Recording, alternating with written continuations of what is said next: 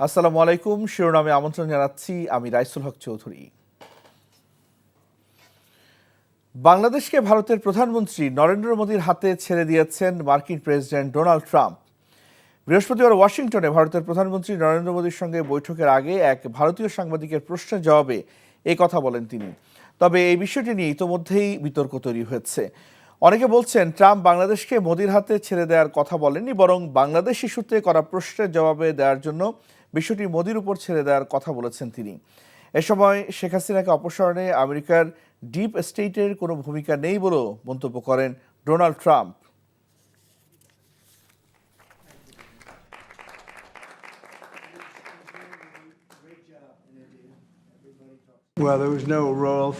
এতে আমাদের ডিপ স্টেটের কোনো ভূমিকা ছিল না।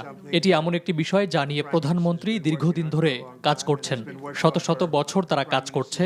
সত্যি বলতে এ বিষয়ে পড়েছি, তবে বাংলাদেশকে আমি প্রধানমন্ত্রীর উপর ছেড়ে দেব।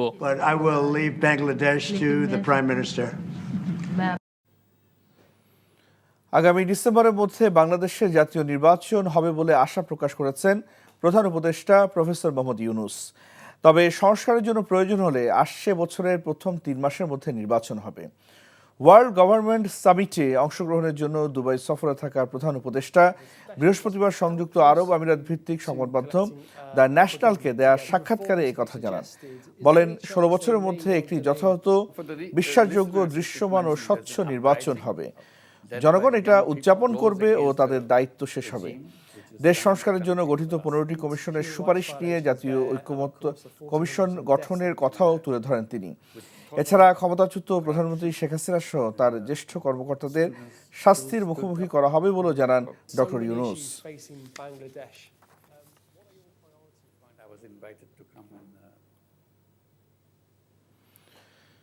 পবিত্র রাত শবে বরাত। ধর্মপ্রাণ মুসলমানরা ইবাদত বন্দেগীর মাধ্যমে সাফল্যময় ভবিষ্যৎ এবং পাপ থেকে মুক্তির জন্য আল্লাহর কাছে প্রার্থনা করেন এ রাতে। সারা রাত নফল ইবাদতের মাধ্যমে মহান আল্লাহর সন্তুষ্টি অর্জনে চেষ্টা করার আহ্বান জানিয়েছে আলেমগণ। নিয়ামুল আজিজ সাদিকের রিপোর্ট। কায় মনোবাক্যে মহান স্রষ্টার স্মরণে ব্যস্ত মুসল্লিরা। জাতীয় মসজিদে এমন একনিষ্ঠ ইবাদতে শামিল বিভিন্ন প্রান্ত থেকে আসা অসংখ্য মুসলমানরা। পবিত্র রমজানের আগমনী বার্তা নিয়ে শাবান মাসের মাঝামাঝি সময়ে পালিত হয় শবে বরাত। কিয়ামুল লাইল বা রাতে দীর্ঘ সময় নফল নামাজ আদায় করতে মসজিদে সময় কাটান মানুষ। আল্লাহকে রাজি খুশি করার উদ্দেশ্যে নামাজ, রোজা, নফল ইবাদত এগুলা করে থাকি। আল্লাহ রাব্বুল আলামিনকে হাজির নাজির জেনে আমরা সারা রাত আল্লাহকে রাজি খুশি করার জন্য ইবাদত করে থাকি। আমরা কেবলমাত্র একদিন ইবাদত করব, আর সারা বছর আমরা ইবাদত থেকে অনেক দূরে চলে যাব। শবে বরাতের এক থেকে এটা প্রস্তুতি নেওয়া শুরু হয়ে যায় যে রমজান মাসে তারাই পড়াতে হইব, ওইটা নিয়ে আর কি আমরা ইয়াদ করা শুরু করে দিই। ফার্সি শব্দ শবে বরাতে ভাগ্য নির্ধারিত হয় কিনা তা নিয়ে বিতর্ক থাকলেও এমন রাতের মর্যাদা নিয়ে একমত আলেমরা। ওই তারিখে রাসূল সাল্লাল্লাহু আলাইহি ওয়াসাল্লাম উম্মতের মাগফিরাতের জন্য সারা রাত কান্নাকাটি করছেন, ইয়া আল্লাহ আমার উম্মতকে মাগফিরাত দাও। এই হাদিসের আমলের কারণে গুরুত্ব দেওয়া হয়েছে যে তোমরাও ওই রাতে ইবাদত করো এবং কান্নাকাটি করো, আল্লাহর কাছে তোমরা তোমাদের মুক্তির কামনা করো। শবে বরাতের মুক্তির রাত। বিশুদ্ধ হাদিস অনুসারে আল্লাহ শাবান মাসের এই রজনীতে বান্দার প্রতি মনোযোগ দেন এবং প্রার্থনাকারীদের ক্ষমা করে দেন। শাবানের মধ্য রজনীর ব্যাপারে রাসূলুল্লাহ সাল্লাল্লাহু আলাইহি ওয়াসাল্লাম অনেকগুলো হাদিস এসেছে। এই মর্মে প্রায় 14 জন সাহাবী থেকে হাদিস বর্ণিত হয়েছে। এখানে যে হাদিসগুলো বর্ণিত হয়েছে, যদি সেই হাদিসগুলোকে একসাথ করা হয় তাহলে হয়তো আমরা এতটুকু বলতে পারি, বা এতটুকু কেউ কেউ বলতে পারবে যে এই হাদিসগুলোকে সবগুলোকে একসাথ করলে এই লাইলাতুল নিসফ মিন শাবানের মধ্য রজনীর একটা ভিত্তি সাব্যস্ত হবে। বর্তমানে অবশ্য মানুষের চেতনার মধ্যে কিছুটা পরিবর্তন এসেছে। মানুষ বিষয়গুলোকে উপলব্ধি করতে পেরেছে যে কিছুটা এখানে অতিরঞ্জন আছে। উৎসবের আমেজে রাজধানী সহ সারা দেশেই ধর্মপ্রাণ মানুষের চোখের পানিতে নিজেদের ভুল ত্রুটির জন্য সর্বশক্তিমান রবের কাছে ক্ষমা চান। সৌভাগ্যের রজনী কিংবা লাইলাতুল বরাত, যেটি মনে করা হয় রমজানের একটি পূর্ব সতর্ক বার্তা।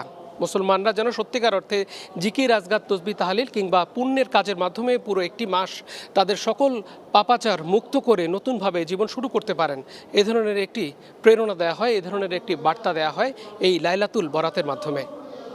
Niamul Aziz Sadiq, NTV news, Baitul Mukarram, Dhaka. আজ থেকে শুরু হচ্ছে বিশ্ব ইজতেমার দ্বিতীয় পর্ব।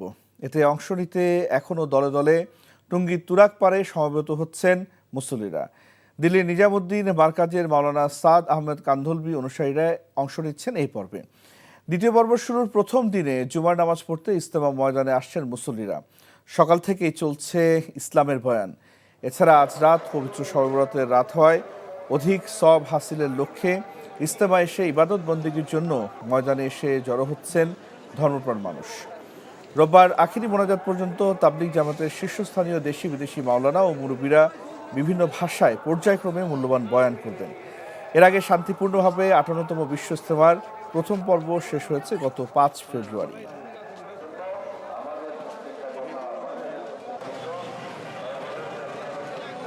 নিজের পরিবর্তন, আখলাক, চরিত্র, মুআমালাত, মুআশারাত সমস্ত মানুষের ভিতর কীভাবে দিন চলে আসে একটা মেহনত। এখান থেকে যেন গোটা বিশ্বের মধ্যে কালিমার দাওয়াত পৌঁছায় যায় এবং প্রত্যেকটা ঘরে ঘরে যেন কালিমার দাওয়াত পৌঁছায় যায় এবং প্রত্যেক ব্যক্তি যেন আল্লাহ তাআলা যেন মুসলিম করার সুযোগ করে দেন। মুসলমান ভাই ভাই আমরা এক হয়ে যেতে পারি, আমাদের ভিতরে যাতে কোনো দ্বিধাদ্বন্দ্ব না হতে পারে।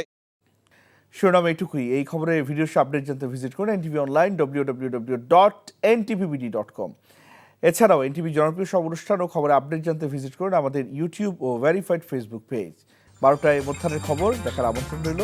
ধন্যবাদ সবাই।